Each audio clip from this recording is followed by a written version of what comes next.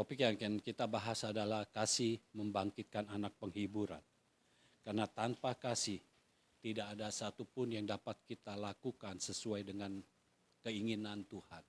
Sesuai kehendak Tuhan. Tidak ada yang bisa kita lakukan. Tanpa kasih kita tidak bisa berbuat apa-apa. Ya, karena firman Tuhan katakan di luar aku kamu tidak bisa berbuat apa-apa. Kalau kita ada di dalam Tuhan artinya kita ada di dalam kasih-Nya. Karena di dalam Tuhan ada kasih. Kasih yang pertama kali kita pelajari adalah kasih yang berasal dari Tuhan sendiri. Di mana dia rela meninggalkan sorga yang mulia.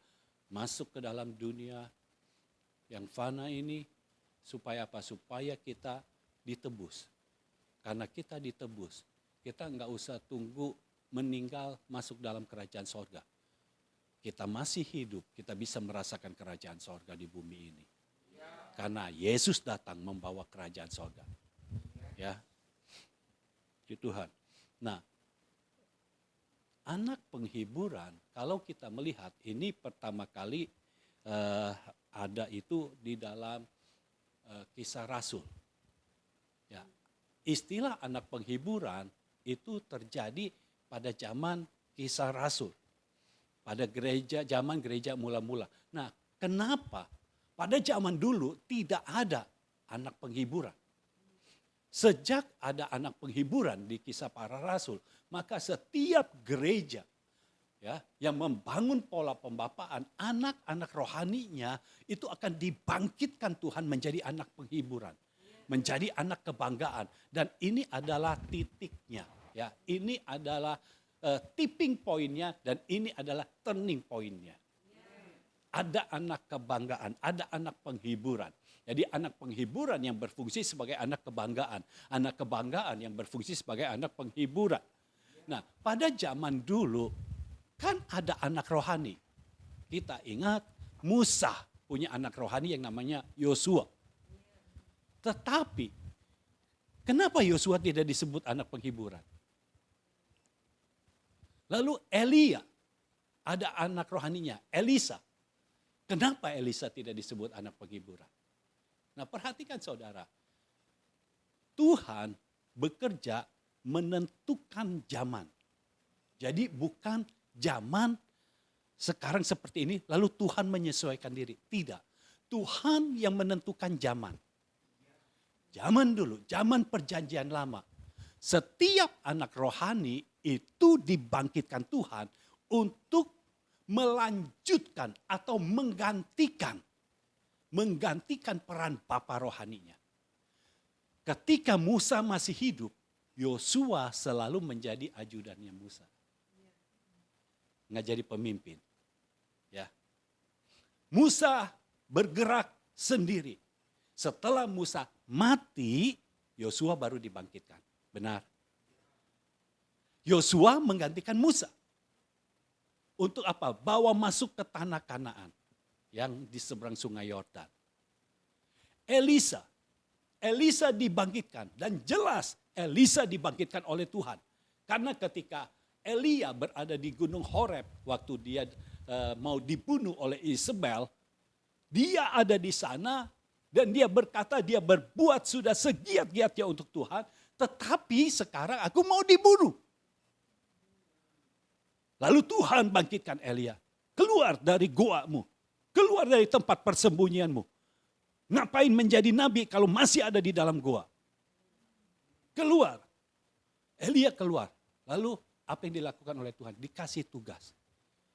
Urapi Elisa untuk menggantikan engkau.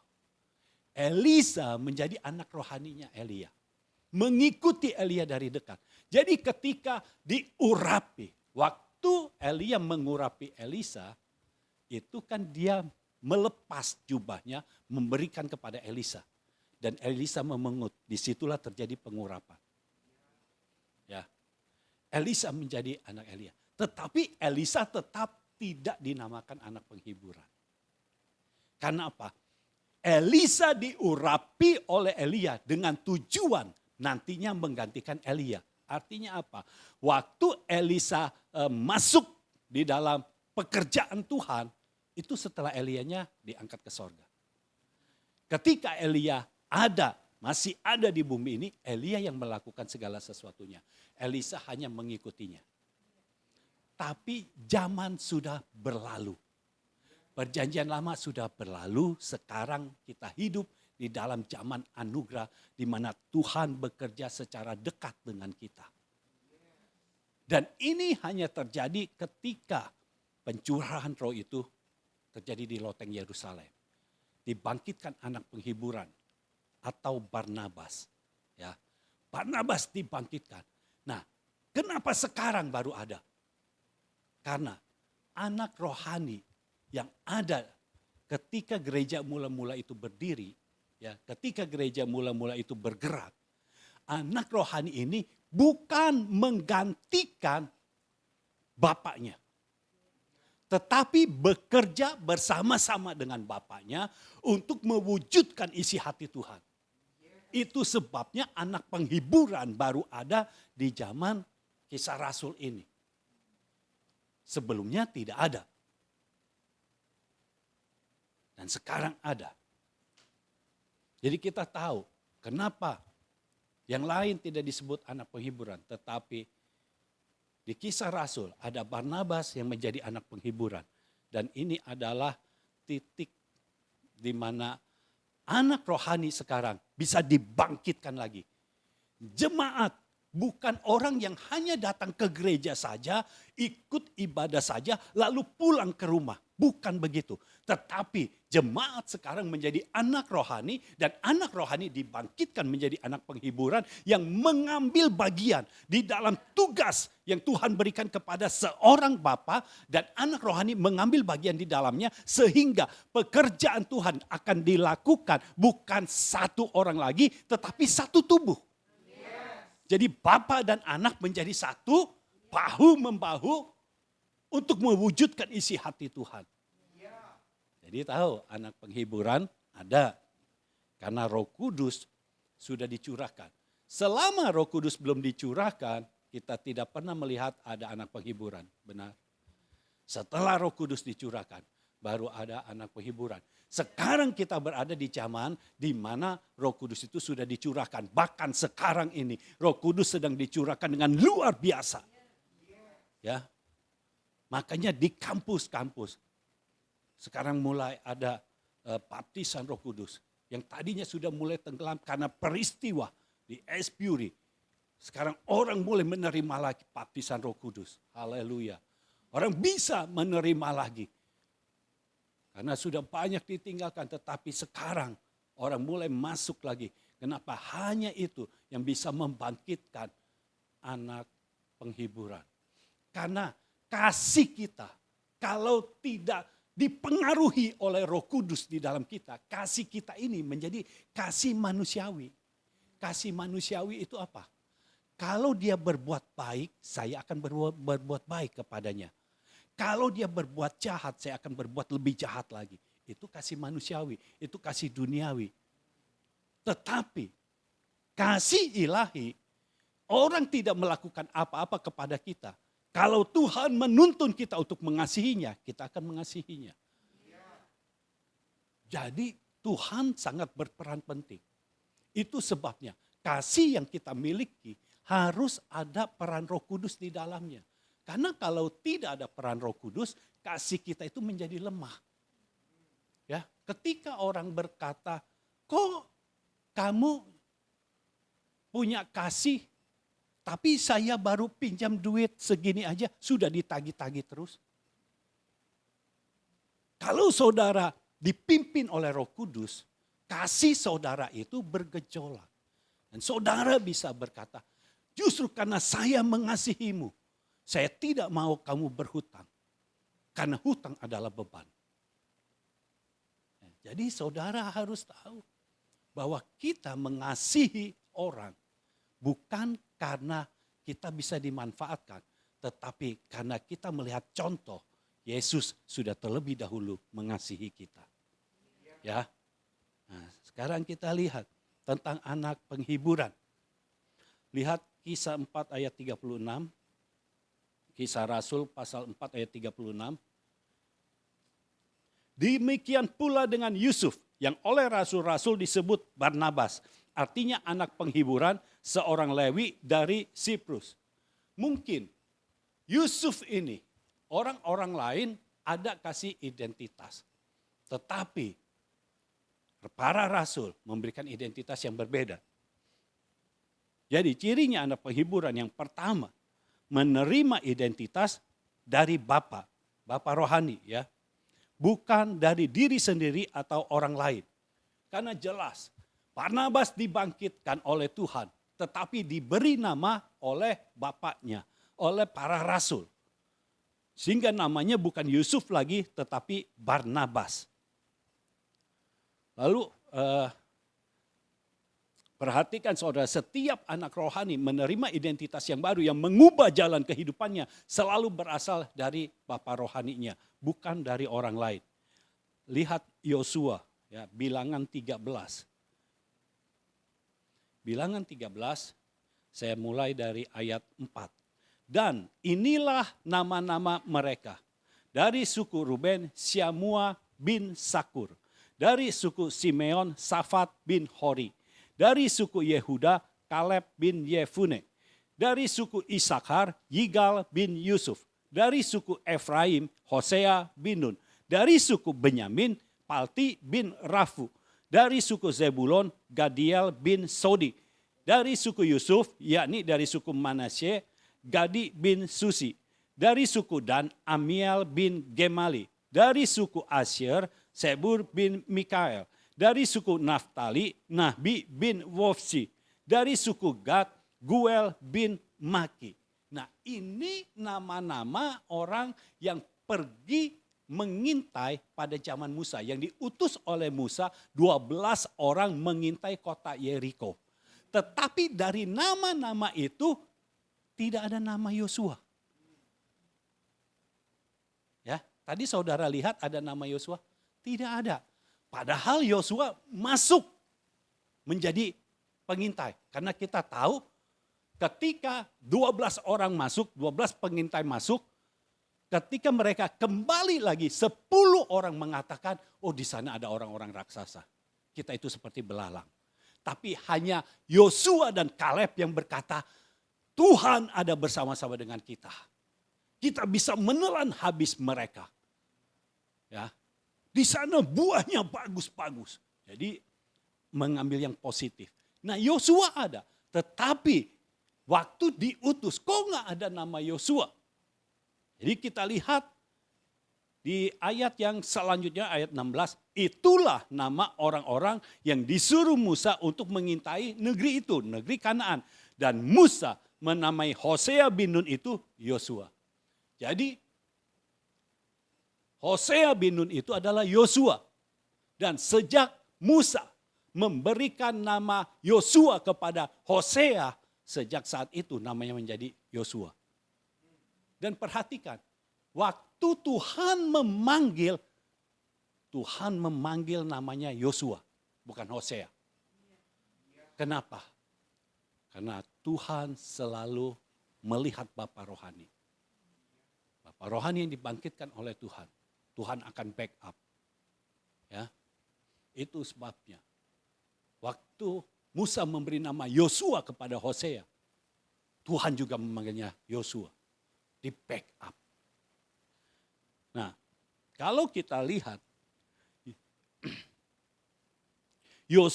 Hosea bin Nun itu artinya keselamatan. Kan di situ dikatakan Musa memberi nama Hosea bin Nun itu Yosua. Keselamatan. Yosua artinya pertolongan Tuhan. Artinya begini, keselamatan itu bicara tentang nanti kita masuk surga. Tetapi pertolongan Tuhan bicara tentang hidup kita sehari-hari. Musa mengganti nama Hosea menjadi Yosua. Musa mau memberitahu bahwa Tuhan menolong kehidupan Yosua sehari-hari. Bukan hanya keselamatan nanti saja, tapi dalam sehari-hari Yosua akan melihat pertolongan Tuhan. Dan perhatikan, ketika Hosea itu dikatakan Hosea bin Nun. Artinya Hosea anaknya Nun. Anak secara lahiriah. Tetapi waktu Yosua tidak ada bin Nun. Maksudnya apa? Musa memberikan identitas yang baru, bukan identitas secara manusiawi lagi, tapi identitas secara ilahi. Jadi saudara harus tahu, identitas ilahi diberikan oleh Bapa kepada saudara, untuk saudara bisa merasakan pertolongan Tuhan, untuk saudara bisa bertindak sesuai dengan identitas yang Tuhan berikan melalui seorang Bapa rohani. Ya. Nah sekarang kita lihat Barnabas. Barnabas artinya anak penghiburan, itu sudah tertulis. Tapi Yusuf artinya Tuhan akan menambahkan. Yusuf artinya Tuhan akan menambahkan. Nah sekarang gereja bukan hanya perlu penambahan jemaat. Yang gereja perlukan adalah bangkitnya anak penghiburan. Anak penghiburan harus dibangkitkan. Jemaat harus diubahkan. Jemaat tidak boleh di gereja hanya duduk diam saja. Tidak melakukan apa-apa. Hanya duduk saja mendengarkan orang khotbah. Lalu waktu nyanyi ikut nyanyi. Tapi setelah itu tidak melakukan apa-apa.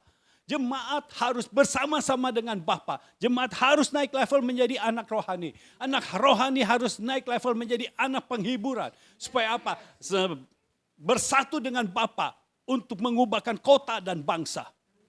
Nah, Tuhan memberikan tugas kepada kita untuk mengubahkan kota dan bangsa. Sehingga kota dan bangsa bisa dipengaruhi. Biar atmosfer kerajaan sorga dicurahkan atas kota-kota kita. Dicurahkan atas bangsa kita. Nah ini bukan pekerjaan satu orang. Ini pekerjaan satu generasi. Saudara dan saya sekarang menjadi generasi yang dibangkitkan Tuhan. Untuk mengubahkan kota-kota dan bangsa-bangsa. Kalau saudara dibangkitkan menjadi anak penghiburan. Maka kuasa Tuhan akan bekerja di dalam hidup saudara. Sehingga apapun yang ada di hadapanmu.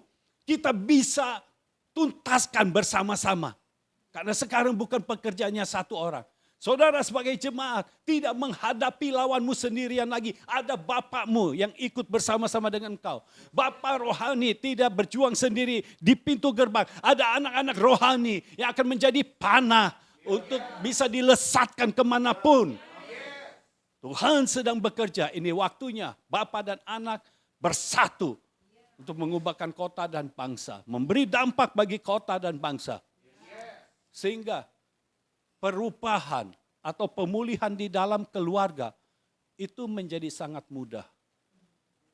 Karena seorang bapak di dalam rumah memiliki bapak rohani, di backup oleh bapak rohani. Sedangkan bapak rohani memiliki bapak rohani lagi, di backup. Dan pada akhirnya di backup oleh bapak di sorga. Kalau kita semua saling membackup, siapa yang bisa melawan kita? Tidak ada saudara. Tidak ada pekerjaan yang terlalu sukar, tidak ada pekerjaan yang terlalu sulit kalau kita semua bersatu. Bangkitlah menjadi anak penghiburan. Nah kita tidak bisa menjadi anak penghiburan tiba-tiba muncul begitu saja. Kita harus punya kasih yang berasal dari Tuhan. Dasar kita adalah kita mengasihi Tuhan dengan segenap hati kita, dengan segenap jiwa kita, dengan segenap akal budi kita, dengan segenap kekuatan kita. Dan kita mengasihi manusia seperti mengasihi diri kita sendiri. Ya, kasih kita seperti itu. Kasih kita kepada Tuhan yang terutama. Yang kedua baru kasih kepada sesama. Ketika kita mengasihi Tuhan, maka Tuhan membangkitkan kita menjadi anak penghiburan. Kita akan dengan hati yang lapang kita akan menerimanya. Karena ada kasih. Karena kita mengasihi Tuhan. Saudara mengasihi sesama, saudara mengasihi pimpinan, maka saudara bisa melakukan apa saja karena ada kasih. Kasih itu membuat apa yang kita tidak bisa lakukan, jadi kita bisa lakukan. Itu kekuatan kasih, luar biasa. Tuhan mau bangkitkan kembali kasih yang seperti ini, bukan kasih yang lemah. Kasih yang membangkitkan orang-orang lain. Haleluya. Jadi kita tahu bahwa untuk menjadi anak penghiburan, ya, identitasnya itu diberikan oleh Bapa. Kita tidak bisa berkata, saya sudah menjadi anak penghiburan? Mesti tanya bapaknya. Udah belum? Kita nggak bisa berkata, saya sudah menjadi anak kebanggaan. Tanya bapaknya dulu, udah belum? Jadi kita tidak bisa berkata kita anak penghiburan atau anak kebanggaan, kecuali kalau bapak mengatakannya. Tapi bagaimana dengan kita? Kita nggak usah pusing. Kita mau jadi anak penghiburan atau kebanggaan, kita berfungsi saja. Karena ketika kita berfungsi, identitas itu akan menyertai. Karena ketika engkau berfungsi, engkau sedang membangun kapasitasmu. Engkau sedang meningkatkan kapasitasmu. Nah, kapasitas yang terus naik akan diikuti dengan identitas yang baru. Ya, ada tugas yang baru yang diberikan. Tuhan kita luar biasa. Jadi Tuhan mau bangkitkan anak penghiburan. Tuhan mau bangkitkan anak kebanggaan. Biar itu ada di dalam hidup saudara. Dan saya percaya ketika kita menyembah, ketika kita menyanyi tadi, Tuhan memberikan urapan yang baru itu. Sehingga saudara punya kekuatan untuk saudara bisa dibangkitkan menjadi anak penghiburan. Bukan hanya jemaat biasa. Era jemaat biasa saja sudah selesai. Sekarang jemaat menjadi orang, anak rohani, anak penghiburan yang tangguh, yang kuat di dalam Tuhan. Satu orang bisa mengalahkan 1.000 musuh, 2 orang bisa mengalahkan 10.000 musuh. Itu jemaat. Ya. Jadi bukan jemaat yang biasa-biasa saja, yang cuma tahu duduk diam, lalu ketika memberi persembahan harus memberi persembahan, setelah itu pulang dan tidak ada apa-apa lagi. Tapi jemaat sekarang adalah anak rohani. Anak rohani sekarang adalah anak penghiburan. Ya, Tuhan terus bekerja. Poin yang kedua. Apa yang dilakukan oleh Barnabas sampai dia bisa menerima identitas anak penghiburan. Bertekun dalam pengajaran Rasul dan persekutuan. Kisah Rasul 2 ayat 42. Kisah Rasul 2 ayat 42. Mereka bertekun dalam pengajaran Rasul-Rasul dan dalam persekutuan. Dan mereka selalu berkumpul untuk memecahkan roti dan berdoa. Jadi yang dikatakan mereka salah satunya adalah Barnabas atau Yusuf. Dia yang sudah bertobat, dia bertekun dalam pengajaran rasul-rasul. Jadi kalau saudara merasa, oh sekarang kenapa harus bertekun, kenapa harus mendengar firman Tuhan itu ulang-ulang. Nah saudara harus tahu, mereka dulu berkumpul itu untuk mendengarkan firman Tuhan lagi. Mendengar ulang firman Tuhan lagi. Kalau dulu ada tape recorder atau bisa recording, pasti mereka akan sangat bersyukur. Jadi harusnya sekarang kita menjadi orang yang sangat bersyukur. Mereka harus mengingat lagi. Recordingnya ada di dalam pikiran mereka. Sehingga apa yang mereka lakukan dipengaruhi apa yang ada di dalam pikirannya.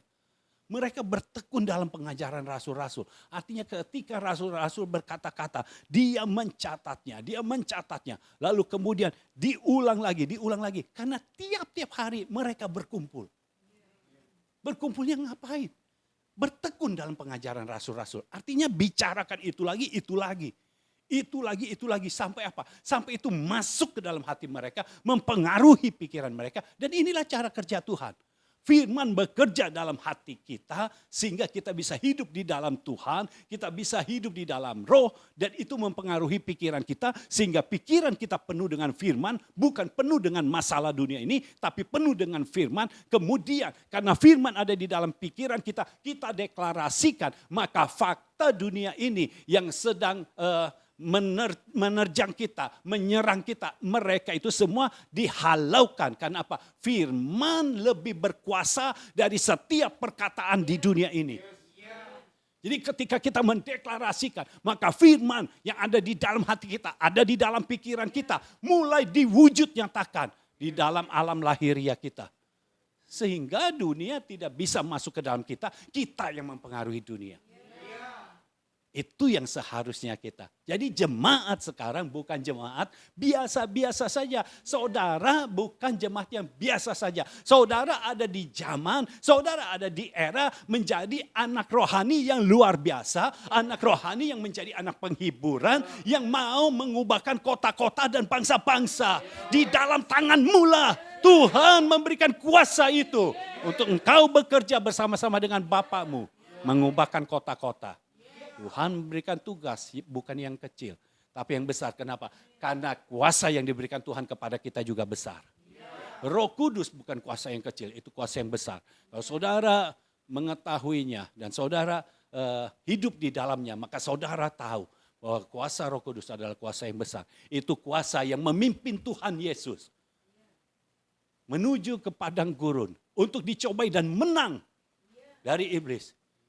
Dan masuk ke dalam dunia pelayanan. Roh Kudus memimpin. Sampai Yesus bertemu dengan perempuan Samaria. Lalu harus mati disalib. Itu kuasa Roh Kudus yang ada di dalam Yesus. Memimpin Yesus. Dan kuasa Roh Kudus yang sama membangkitkan Yesus dari tubuhnya yang fana itu. Tahukah saudara, ketika Roh Kudus ada di dalam kita, apa yang terjadi dalam hidup Yesus, itu akan terjadi juga dalam hidup kita. Karena itu Roh Kudus yang sama. Ya. Ketika Yesus tahu, mana orang yang mau bertobat, mana yang enggak. Saudara perhatikan, ketika bertemu dengan ahli-ahli Taurat yang tidak mau bertobat, Yesus bisa berkata, engkau keturunan ular beludak. Tetapi bagi perempuan Samaria yang mau bertobat, Yesus berkata, dari dalam hatimu akan mengalir aliran-aliran air hidup. Yesus tahu siapa orang yang dihadapinya. Dan kita punya kuasa yang sama. Kita akan tahu siapa yang kita hadapi. Pakai kuasa itu. Karena seringkali kita pasif. Kita tidak menggunakannya. Sehingga ketika orang bicara kepada kita, kita terima-terima aja. Padahal kita tahu. Setiap orang berkata-kata, di balik perkataan itu ada maksudnya. Nah, yang kita perlu tahu itu maksud orang itu di baliknya. Kalau orang ngomong baik-baik saja, kayaknya baik. Tapi di balik itu maksudnya apa? Kalau saudara tahu bahwa Roh Kudus yang ada di dalam kita, itu sama seperti Roh Kudus yang ada di dalam Yesus. Saudara tahu bahwa saudara punya kemampuan untuk mengenali. Ya Allah kita yang luar biasa. Nah, kalau saudara perhatikan di dalam net New English Translation itu bertekun dalam pengajaran rasul-rasul itu pakai devoting, mengabdikan. Jadi mereka bukan cuma bertekun, anak penghiburan bukan hanya bertekun tapi mengabdikan. Mengabdikan diri kepada rasul. Ini yang dilakukan oleh Barnabas. Lalu yang dilakukan apa ketika mereka berkumpul? Mereka berkumpul untuk memecahkan roti dan berdoa. Nah, memecahkan roti kita harus tahu. Lukas 22 ayat 19. Lalu ia di sini adalah Yesus. Lalu ia mengambil roti, mengucap syukur, memecah-mecahkannya dan memberikannya kepada mereka, katanya, inilah tubuhku yang diserahkan bagi kamu. Perbuatlah ini menjadi peringatan akan aku. Ketika mereka berkumpul bersama, mereka selalu memecahkan roti. Memecahkan roti tujuannya yang pertama, mengingat apa yang telah Yesus lakukan dalam hidup kita. Yang kedua, yang mereka ingat, ketika roti dipecahkan berasal dari satu roti. Bukan dari dua roti, tapi dari satu roti dipecahkan. Jadi semua murid makan dari roti yang sama. Nah, waktu mereka berkumpul, mereka tahu mereka adalah satu roti, satu tubuh. Jadi kegerakan yang mereka lakukan adalah satu tubuh. Mereka tidak saling bersaingan. Mereka saling menyayangi, bukan saling menyaingi. Ya, jadi kita saling menyayangi, bukan saling menyaingi. Kita mau semua orang maju. Kita mau saudara kita yang ada di tempat ini, semuanya maju. Semua punya pikiran seperti itu. Sampai mereka tidak ada kekurangan lagi. Artinya ketika mereka baru masuk berkumpul bersama-sama, masih ada yang kekurangan. Benar. Tetapi mereka semua diubahkan. Karena begini saudara, kalau mereka kekurangan, lalu mereka tidak berubah, maka di dalam jemaat mula-mula pasti masih ada yang kekurangan. Tapi mereka berubah. Sehingga mereka tidak kekurangan lagi. Makanya firman Tuhan sampai katakan, di dalam jemaat tidak ada lagi yang berkekurangan.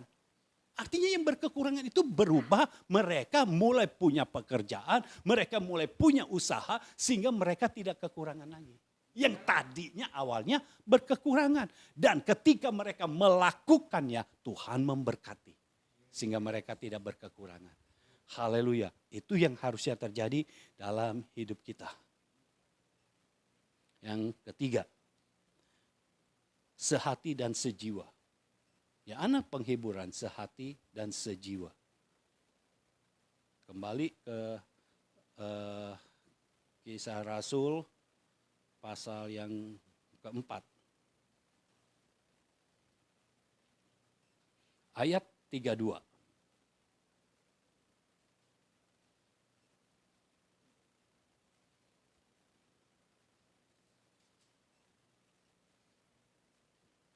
Adapun kumpulan orang yang telah percaya itu, mereka sehati dan sejiwa.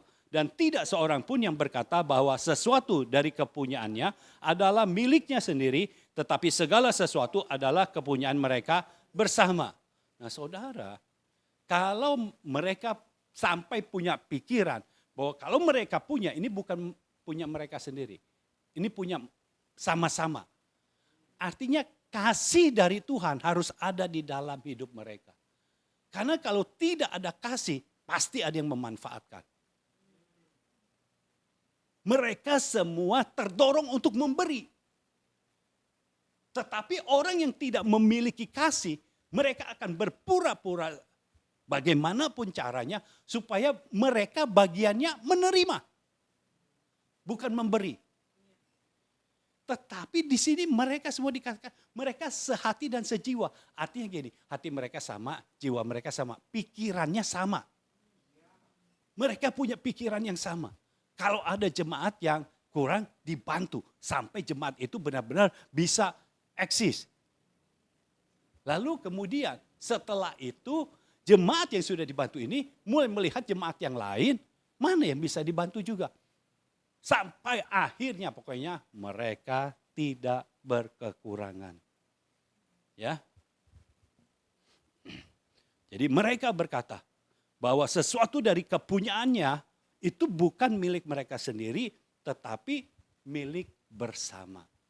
Nah, milik bersama itu bukan berarti kalau mereka punya rumah, semua orang mau masuk ke situ boleh. Enggak.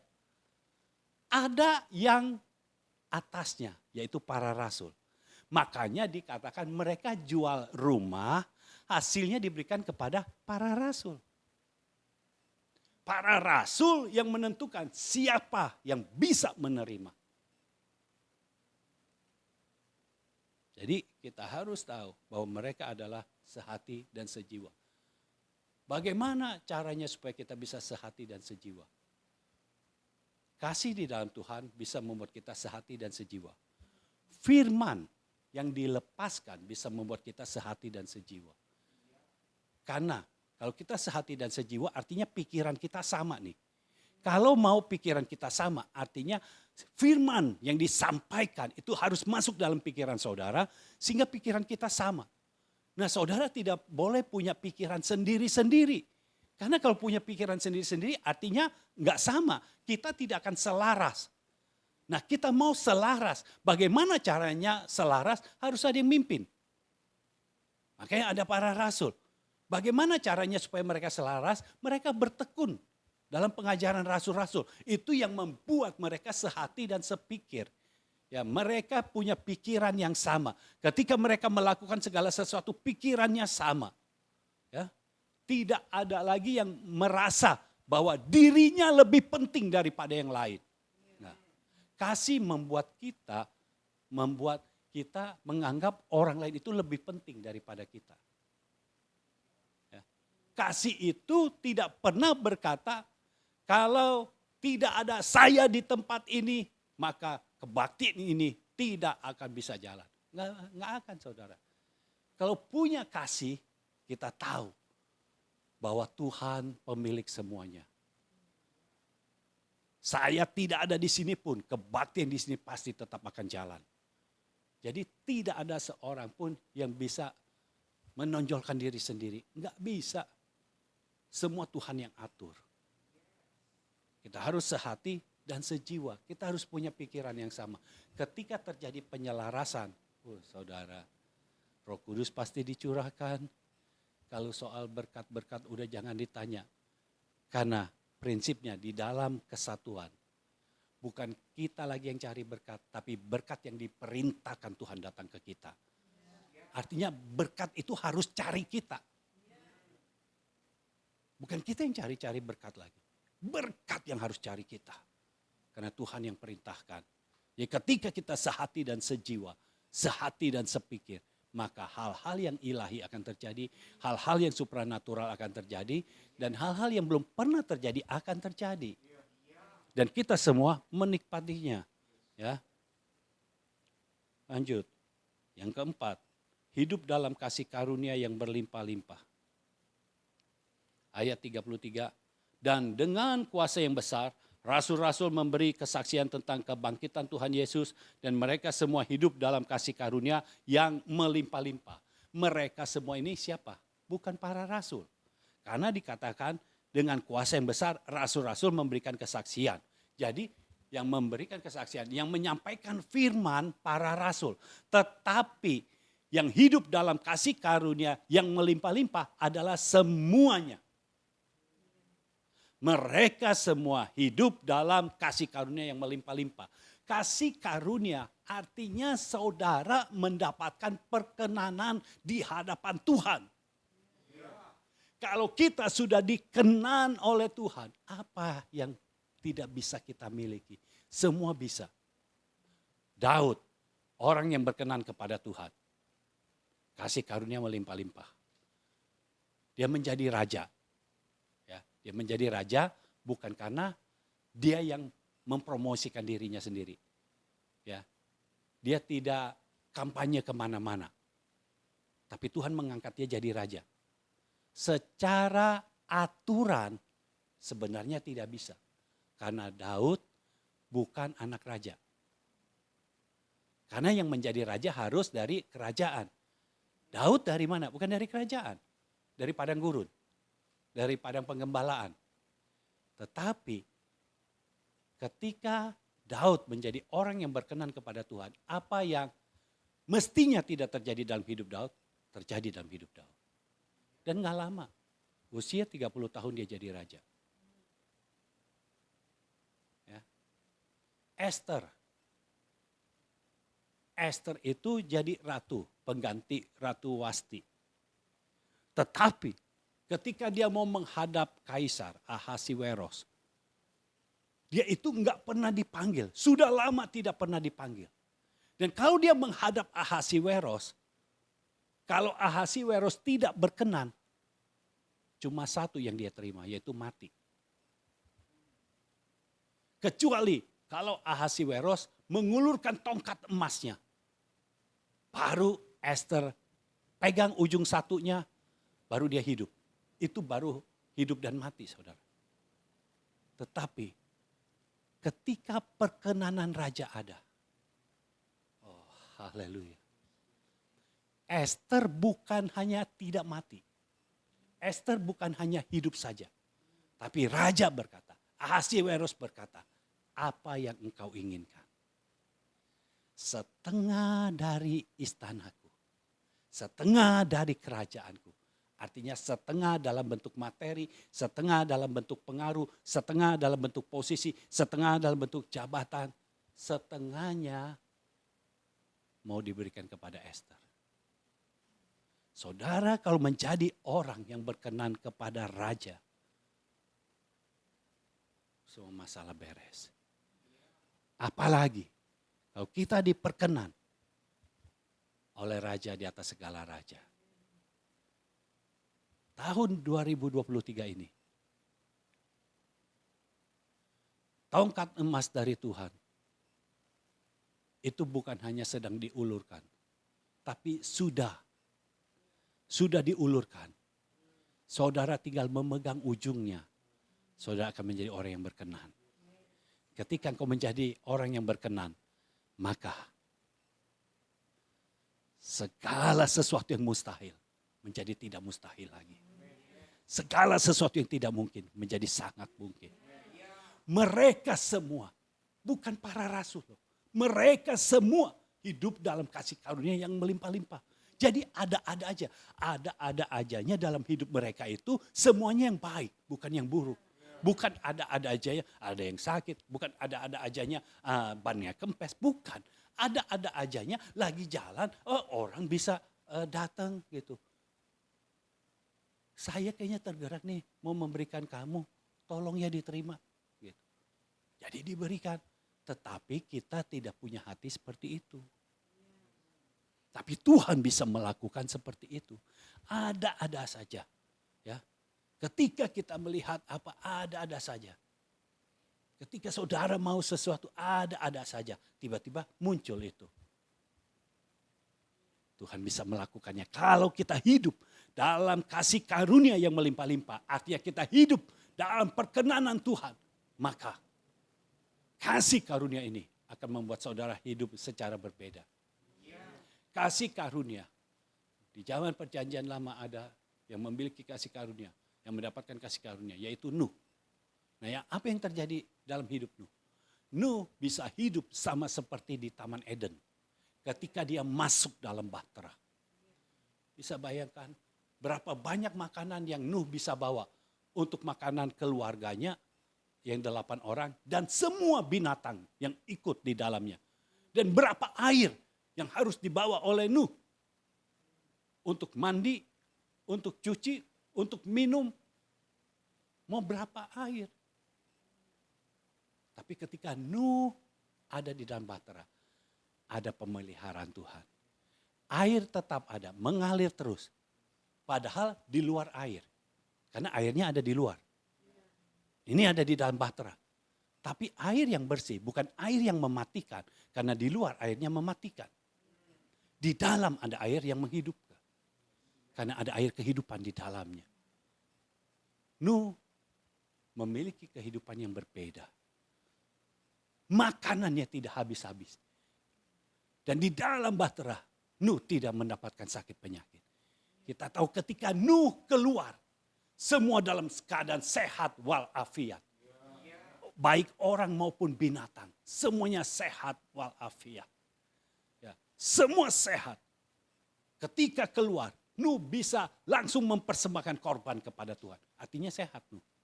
Kalau nggak sehat, dia nggak bisa mempersembahkan korban. Dia sehat, Tuhan pelihara. Saudara tahu, ketika saudara mendapatkan kasih karunia yang melimpah-limpah, maka saudara akan mendapat perlakuan khusus dari Tuhan. Saudara akan memiliki kehidupan yang berbeda. Itu pasti. Ya. Lalu, lanjut. Lihat kisah 4 ayat 35 dan 36. Dan mereka letakkan di depan kaki rasul-rasul, lalu dibagi-bagikan kepada setiap orang sesuai dengan keperluannya.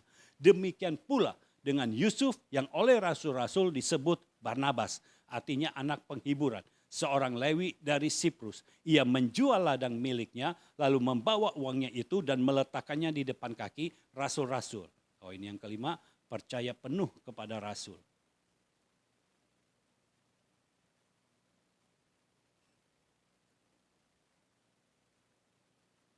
Ayat 3-4-nya kita baca, sebab tidak ada seorang pun yang berkekurangan di antara mereka. Ini karena gaya hidup mereka, pola hidup mereka. Tadinya mereka datang, ada yang berkekurangan, tapi mereka punya gaya hidup yang baru, punya pola hidup yang baru. Akhirnya sampai tidak ada seorang pun yang berkekurangan di antara mereka. Haleluya. Semuanya hidup dalam kemakmuran. Semua hidup dalam pemeliharaan Tuhan. Karena semua orang yang mempunyai tanah atau rumah menjual kepunyaannya itu, dan hasil penjualan itu mereka bawa dan mereka letakkan di depan kaki rasul-rasul. Jadi mereka jual semuanya lalu bawa di depan kaki rasul-rasul. Saudara, ini artinya mereka percaya penuh kepada para rasul. Dan mereka menundukkan diri kepada para rasul. Sekarang coba kalau saudara berpikir, kalau kita menjual tanah, hasilnya uang kan? Kalau kita berikan uang kemana? Ke tangan apa ke kaki? Ke tangan, saudara. Tetapi mereka letakkan di bawah kaki rasul. Artinya apa? Mereka percaya penuh. Bukan ke tangan lagi, mereka taruh di kaki rasul. Mereka percaya penuh kepada rasul. Mereka percaya penuh kepada bapaknya. Kalau saya mau berikan uang ini kepada bapakku, biar bapakku sendiri yang mengatur. Makanya para rasul tidak berkekurangan. Karena semua yang memberikan itu percaya penuh. Dan rasul juga enggak mengambil semuanya. Karena ada yang berkekurangan, dibagikan. Harus ada kepercayaan penuh kepada pimpinan. Harus ada kepercayaan penuh kepada seorang papa rohani. Baru kita bisa hidup tanpa kekurangan. Tuhan sendiri yang membackup, yang bekerja dalam hidup kita. Mereka percaya penuh kepada para rasul. Ketika para rasul mau bagikan kepada siapa aja, mereka percaya penuh. Ketika mereka memberi, mereka enggak tanya, ini nanti buat apa nih? Ini saya nih jual tanah nih, ini nanti dipakai buat apa? Terus jemaat yang lain, saya jual rumah, ini nanti mau dipakai buat apa?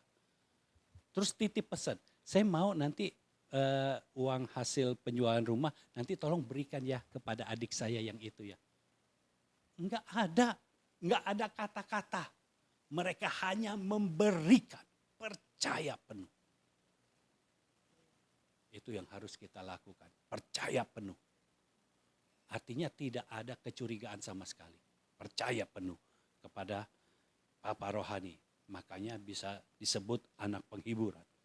Lalu ayat 36 dan 37 yang tadi kita baca. Demikian pula dengan Yusuf yang oleh rasul-rasul disebut Barnabas. Artinya anak penghiburan seorang Lewi dari Siprus. Yang menjual ladang miliknya. Lalu membawa uangnya itu dan meletakkannya di depan kaki rasul-rasul. Anak penghiburan pun begitu. Anak penghiburan membawa uang. Letakkan di bawah kaki rasul-rasul. Nah saudara nggak perlu melakukan itu secara hurufiah. Ya, kalau bawa uang taruh di bawah kaki, enggak begitu. Yang penting saudara percaya penuh. Tanpa ada kecurigaan sama sekali. Karena kecurigaan itu membuat saudara itu tidak bisa menerima berkat dari Tuhan. Ketika engkau membawa ke dalam rumah Tuhan, selesai. Ketika saya memberi kepada orang lain, saya beri kepada orang lain, setelah sampai di tangannya, selesai. Kalau Tuhan mendorong saya, menuntun saya untuk memberi sesuatu kepada orang lain, saya akan beri dan setelah itu selesai. Saya tidak akan tanya lagi, ini untuk apa? Karena bagian kita, kalau Tuhan mendorong kita, menuntun kita untuk memberi, beri saja. Udah sampai di situ. Lalu yang keenam, anak penghiburan selalu mempersembahkan apa yang ada padanya.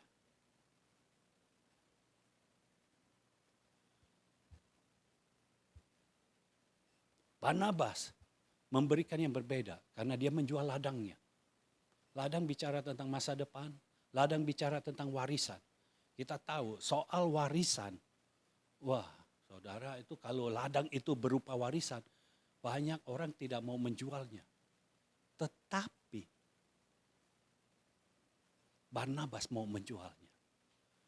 Dan hasil penjualannya itu tidak dipakai untuk dirinya sendiri. Jadi warisannya yang dari keturunan secara lahirianya dia berikan kepada rasul, kepada bapaknya. Lalu masa depannya yang dari nenek moyangnya, dari orang tuanya di ladang itu dia persembahkan kepada rasul. Dia persembahkan kepada bapaknya. Dan kalau saudara perhatikan, setelah Barnabas menjual ladangnya, dia tidak ada menjual ladang lagi. Dia tidak ada tengok-tengok ladang lagi. Artinya tidak ada lagi ladang. Apa yang dilakukan oleh dia? Dia memberikan bukan hanya uang hasil penjualan ladang itu. Karena dia mau berkata, saya mendapatkan ladang karena keberadaan saya sebagai seorang manusia. Sebagai seorang anak lahiriah. Tapi sekarang saya mau memberi hidup saya sebagai anak rohani dari seorang bapa. Masa depan, ladang adalah masa depan saya secara lahiriah. Dan saya mau mengganti masa depan secara ilahi. Masa depan secara ilahi. Maukah kita memberikan masa depan atau cita-cita kita? Kita persembahkan ke dalam tangan Tuhan. Biar Tuhan sendiri yang memberikan cita-cita yang baru dalam hidup kita. Masa depan yang baru dalam hidup kita. Dan kita tahu Barnabas hidupnya lebih diperhitungkan setelah dia mempersembahkan itu. Lalu dia mempersembahkan waktunya juga. Dia selalu available. Ketika Saulus datang ke Yerusalem, Saulus baru bertobat, datang ke Yerusalem dengan maksud berkumpul bersama-sama dengan murid. Apa yang terjadi? Murid-murid di sana menolak Saulus. Karena Saulus itu adalah orang yang kejam tadinya. Yang membunuh orang-orang percaya. Tetapi Barnabas ada di situ. Artinya waktu yang dia punya, dia persembahkan. Dia ada di situ. Bukan ada di rumah, ada di situ. Dia available. Lalu yang dia lakukan apa? Dia itu tidak punya agenda pribadi. Waktu dia melihat Saulus, roh di dalam dia karena dia punya kapasitas roh. Anak penghiburan bukan yang tidak bisa apa-apa. Anak penghiburan punya kapasitas roh. Dia tahu Saulus benar-benar bertobat. Karena roh yang ada di dalam dia, Roh Kudus yang ada di dalam dia menyatakan bahwa Saulus sudah bertobat. Jadi dia berani menerima Saulus. Sudah perhatikan, semua murid menolak Saulus. Barnabas tampil menerima Saulus. Ini bukan perkara gampang. Dan di situ nggak ada rasul. Barnabas berhadapan dengan murid-murid. Kenapa murid-murid yang lain bisa segan berhadapan dengan Barnabas? Karena Barnabas punya kapasitas roh. Oh, Barnabas tidak punya kapasitas roh. Semua murid bisa lempari batu itu. Karena Saulus ini orang yang menyerang orang percaya. Tapi Saulus diterima dan lihat, dia tidak punya agenda pribadi. Dia tidak bawa Saulus kepada dirinya. Dia bawa Saulus kepada bapaknya. Dia bawa Saulus kepada para rasul. Dan dia yang berkata, Saulus sudah bertobat. Dia sudah menceritakan kesaksiannya. Dan Saulus jadi bisa tinggal di Yerusalem. Dan ketika diperlukan orang untuk diakonia, Barnabas yang sudah seperti ini tidak dipilih. 7 orang dipilih, tapi Barnabas tidak termasuk di dalamnya. Tapi dia tetap ada di situ. Dia nggak ngambek. Kok saya tidak dipilih? Kapasitas rohnya sudah besar loh.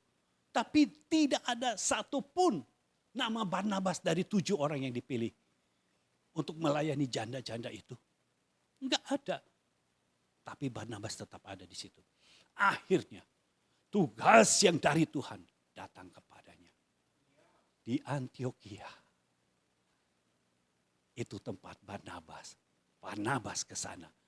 Terjadi kebangunan rohani di sana. Dia menjadi seorang bapa. Anak penghiburan. satu saat ketika ada tempat yang memerlukan seorang bapa rohani, Tuhan pasti angkat, Tuhan pasti bangkitkan menjadi seorang bapa rohani. Itu bukan keinginan Barnabas, tapi itu keinginan Tuhan. Saya percaya ini waktunya. Anak penghiburan dibangkitkan, anak kebanggaan dibangkitkan. Sehingga tidak ada lagi orang yang punya agenda sendiri.